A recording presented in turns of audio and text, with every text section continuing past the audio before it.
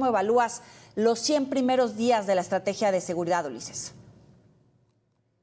Bueno, me parece que hay avances, ¿no? Para los que estaban preocupados por el tema de abrazos y no balazos, pues es evidente que eso se invirtió. Es decir, ahora hay, no quisiera decir que más balazos, pero hay más operativos, hay más detenciones, hay más aseguramientos.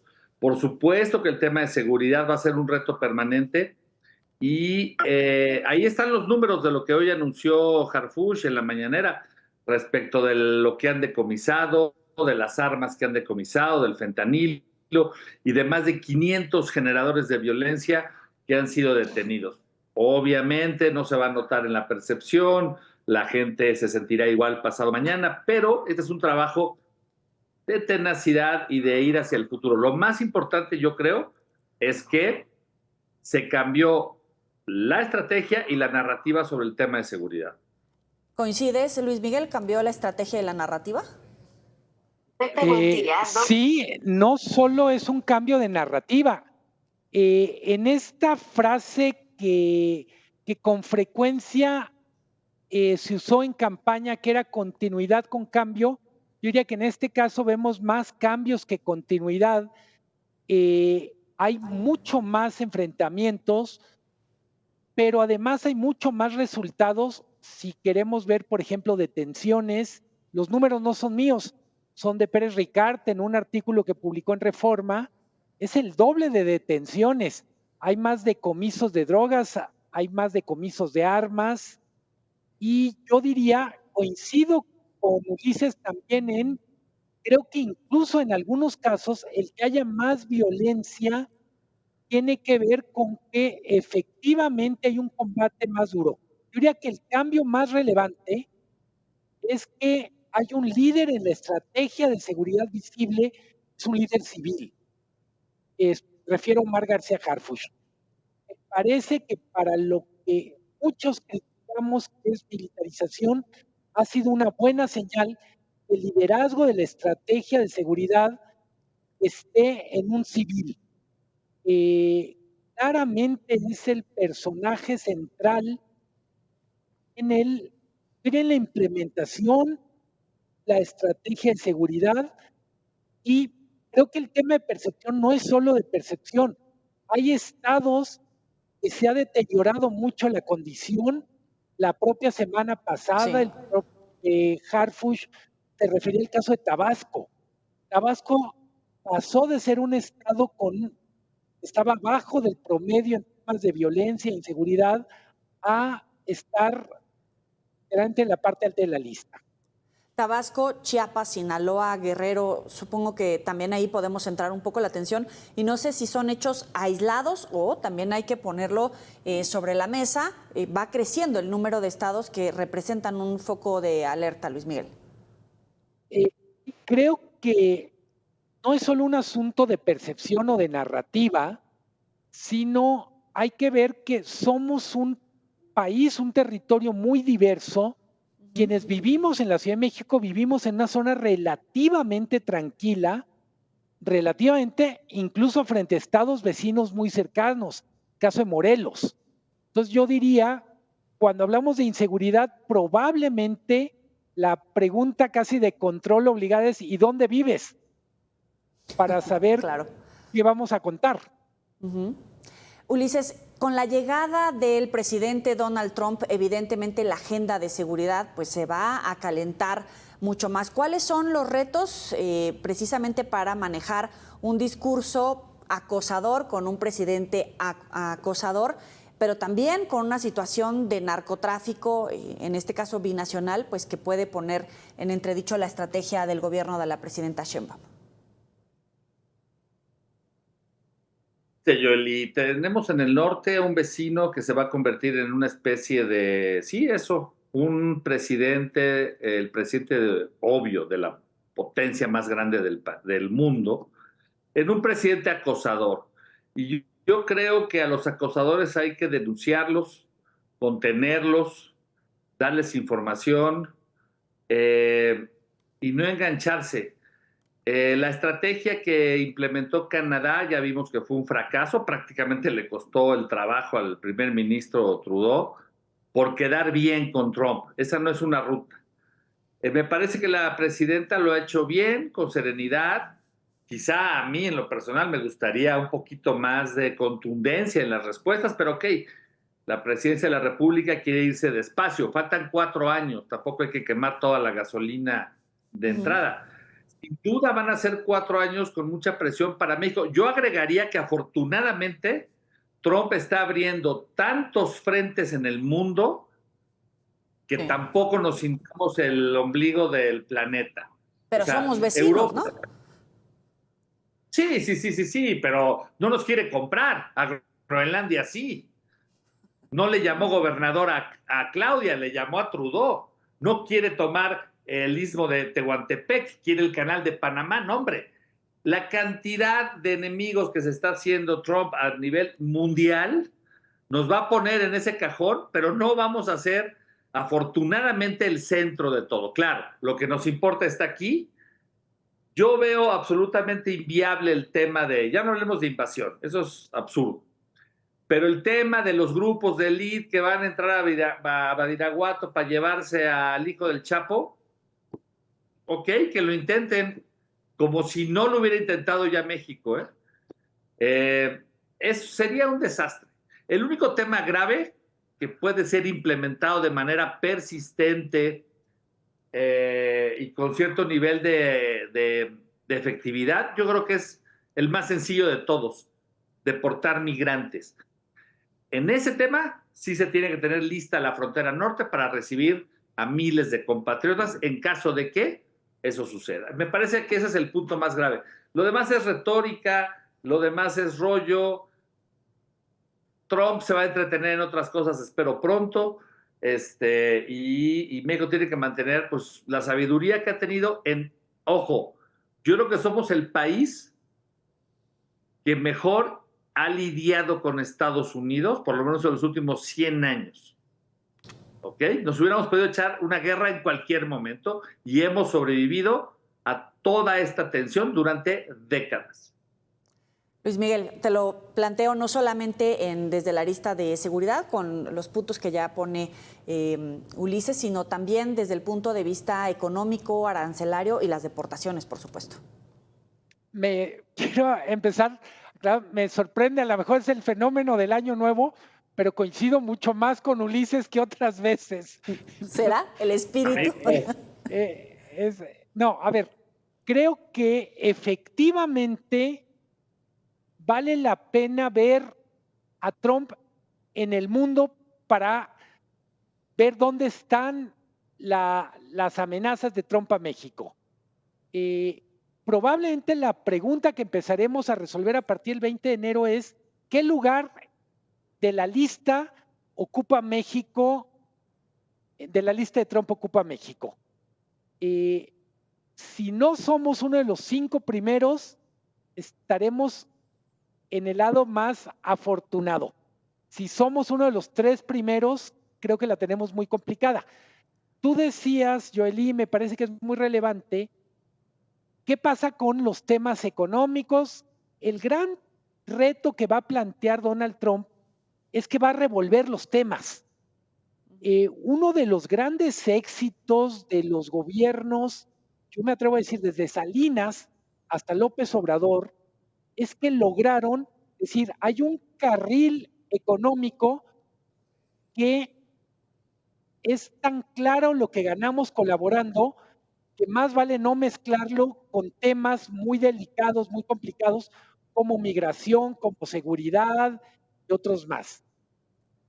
Aparentemente la llegada de Trump pone fin a esa etapa donde teníamos carreteras separadas por temas. ¿Qué me preocupa? Una parte de lo que Trump va a usar como argumento depende de México, no de si él prende o no el micrófono. Y me explico, cuando Trump y los halcones demócratas y republicanos dicen México tiene unas aduanas tan porosas que están dejando entrar producto chino que a su vez luego entra a Estados Unidos, la pregunta es, ¿y por qué tenemos unas aduanas porosas? ¿Y por qué necesitamos un acosador que nos recuerde que nuestras aduanas no funcionan Sí. como deberían de funcionar. Ujú. Y creo que un poco lo mismo pasa con lo de seguridad. Yo digo, qué mal que planteé la, la importancia de la seguridad de México para Estados Unidos, que como cierto es que la seguridad en México no solo le preocupa a Trump y a los estadounidenses, si me apuras, nos preocupa más a nosotros. Y necesitamos resolverlo. Para eso vamos a necesitar colaborar con Estados Unidos, del mismo modo que ellos necesitan que nosotros colaboremos con ellos para temas como migración y grupos criminales. Claro. También ponía sobre la mesa el paquete de reformas que se aprobaron en estos 3 primeros meses y la agenda que va a seguir la presidenta Sheinbaum para el resto de su gobierno. Vamos a hacer una pausa en la mesa de periodistas y volvemos. Periodistas, Luis Miguel, te planteo esto, los 3 primeros meses del gobierno de la presidenta Sheinbaum, ¿qué es lo más destacable en la agenda legislativa que se avanzó y sobre todo los cambios que vienen a futuro? Creo que lo más destacable, si lo podemos poner así, tiene que ver con la cantidad. Tengo la impresión que lo que tenemos a partir de esa agenda tan voluminosa de cambios es una especie de dispepsia a la hora de ejecutar. Es decir, ¿cómo vamos a digerir 20 reformas de las cuales cuando menos la mitad son de gran calado? Si yo pudiera hacer una observación, diría, 100 días es muy pronto para evaluar. Se puso de moda en la comunicación política hacer este corte caja. Por la complejidad del momento que vivimos, 100 días es muy pronto. Pero lo que sí podemos decir, la agenda legislativa con tantos cambios, lo que genera, desde mi punto de vista, es una pregunta que me encantaría hacerle a la presidenta y a su equipo, y es cómo reparte su tiempo entre tantos temas relevantes. Es la relación con Trump, es seguridad, es el legislativo, es el rescate de Pemex, es el presupuesto, es la desaceleración económica, creo que hay un severo riesgo de que están tantas, si me permiten la metáfora, son tantas pelotitas en el aire tratando de malabarearse, que es muy complicado mantenerlas a salvo todas y cada una. Son demasiados temas relevantes, muy difícil poner atención. No mencionaba telecomunicaciones, en donde también hay cosas que no son una reforma grande, pero son cambios muy importantes en la forma que funciona un sector. Entonces, creo que son muchos cambios que requerirían un procesamiento un poco más lento, porque cada uno a su vez va a implicar cambios muy importantes en las reglas del juego, en la forma en que ha funcionado este país. Ulises, la reforma al Poder Judicial y la elección, evidentemente, que viene, la desaparición de los órganos autónomos, entre lo más destacable de lo que ya pasó y de lo que viene, ¿o qué sumarías o qué quitarías? Mira, como dijera el clásico, tu pregunta es muy pertinente, pero permíteme apuntar una cosa fundamental. Vamos por partes. A ver, hablemos de la aprobación presidencial. 2 encuestas, al menos en estas últimas 48 horas, pusieron a Claudia entre 78 y 80%, lo cual refleja un apoyo significativo entre la población. Es decir, sea lo que sea que está pasando, las pelotitas que dice Luis Miguel, lo que diga Trump y el tema de la economía más todo lo demás, la gente, casi 8 de cada 10, por lo menos están tranquilos con el gobierno de México. Segundo, logros y proyectos de Claudia para este corte de los 100 días. Coincido perfectamente con Luis Miguel.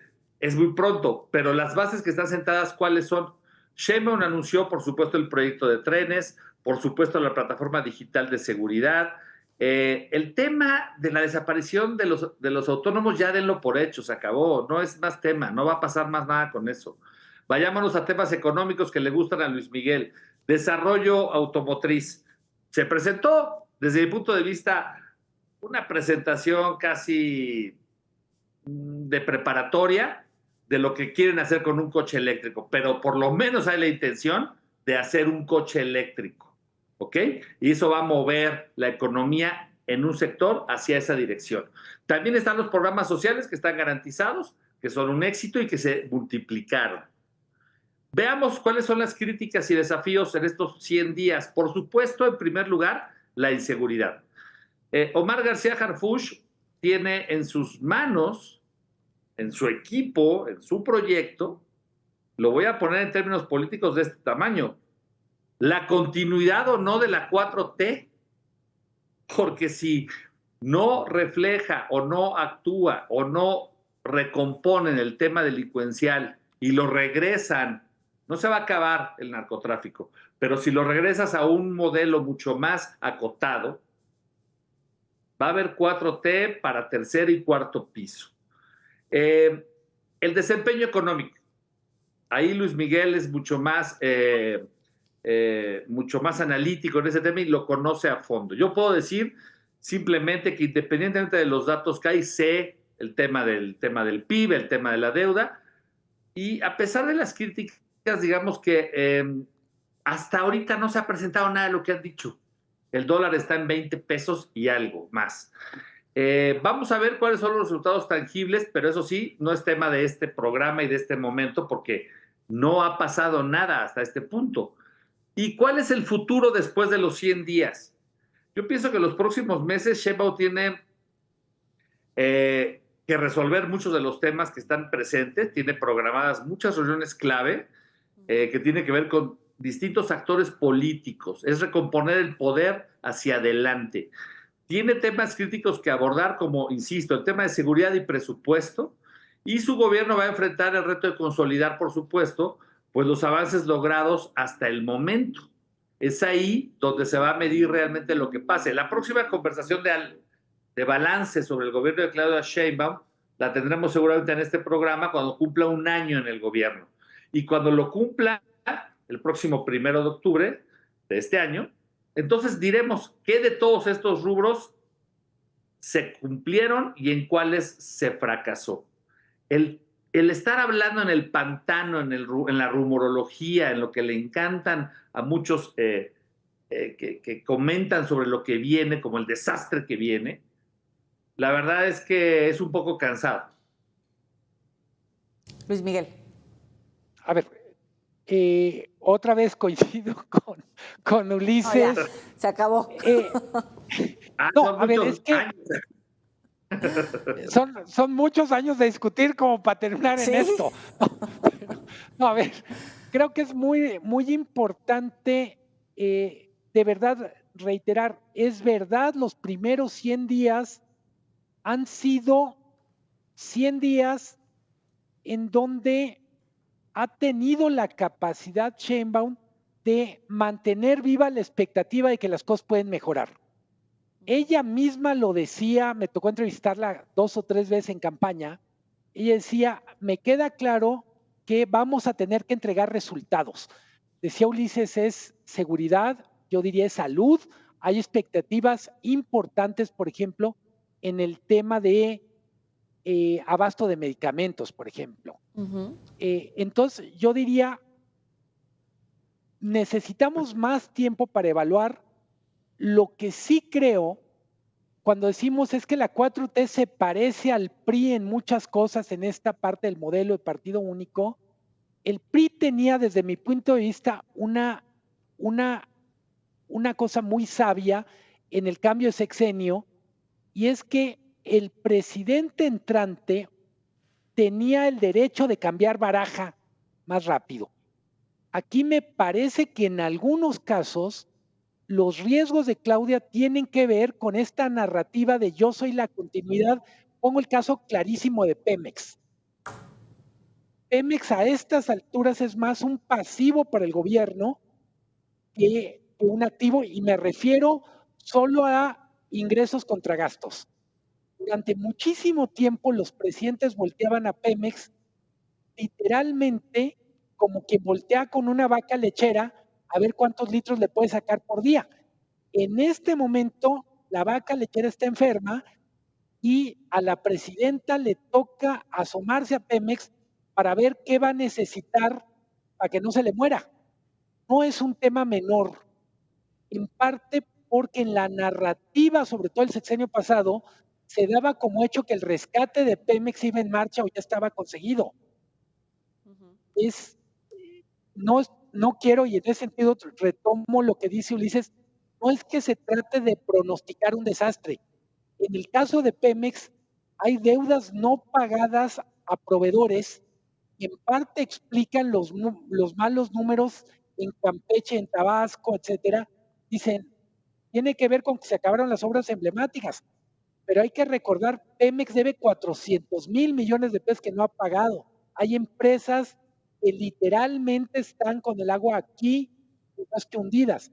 Entonces, yo sacaría simplemente la importancia, no de una ruptura como lo quieren ver los AMLO haters, pero sí tiene que haber una toma de distancia en algunos temas porque simplemente quedaron compromisos muy caros. Esta semana lo vimos con lo de Mexicana. Es un capricho que simplemente no alcanza. Si quieres tener Mexicana, si quieres lanzar la fábrica de coches, si quieres también relanzar un montón de cosas, vas a tener que escoger entre proyectos, y ahí sí compiten los proyectos de AMLO con los proyectos de la presidenta. Creo que en muchos casos los proyectos de la presidenta son más razonables, mejor pensados, pero sí hay una competencia literalmente entre los hijos de uno y las hijas del otro. Y ya Me refiero solo metafóricamente, ¿eh? Y ya que hablamos de los hijos, también está en juego la consolidación del proyecto y la continuidad de Morena, como se hizo durante los primeros 6 años con el gobierno del expresidente López Obrador. ¿Realmente ella puede asegurar y mantener unidos a todas las cartas que además algunos quieren ser protagonistas, otros que efectivamente tienen una agenda caliente, como puede ser el secretario de Seguridad, Ulises? Yo espero que sí, el tema del partido Morena y la dirección de Luisa María Alcalde, pues obviamente pone un tema más, un tema adicional. Una vez pulverizada la oposición, dado que solo tiene voz, digamos, pero no tiene influencia, el foco se tiene que poner en el partido Morena porque es como antes. Sí. Es decir, ahí tiene razón también Luis Miguel. El tema está en el partido, el tema está que allí es donde van a venir los reclamos, las divisiones o las posibles divisiones, o los verdaderos opositores, o de aquí al 2030 de Morena va a salir el próximo presidente. Entonces, lo que importa es lo que pase en ese partido. Evidentemente, el tema de liderazgos y demás, pienso que hasta ahorita, hasta el día de hoy, se está llevando con cierta moderación y cierta madurez. Me parece que la gente en Morena tiene o debería tener muy claro la historia del PRD. El PRD fue un partido que empezó a ser exitoso después de 1990, 97, hasta el año 2000, 2006, Sí. y después se autoconsumió en un canibalismo. Muchos vienen de ahí. Creo que aprendieron la lección. Ojalá la hayan aprendido. Bien. En lo demás, me parece que Claudia va a lidiar con este tema sin mayor problema. Me refiero, los tiempos han cambiado. Claudia es del mismo equipo del expresidente López Obrador. Y en este momento no habrá ruptura, ni habrá quinazos, ni habrá nada por el estilo. Bien. ¿Estamos viendo un gobierno de continuidad? Sí. Ojalá lo sepan manejar. Se nos acabó el tiempo, por desgracia, Luis Miguel. Te prometo que para la próxima abres tú. Luis Miguel González, director editorial del Economista, y Ulises Castellanos, director de Zona Cero. Gracias a ambos por estar con nosotros en la mesa. Pásenla bien.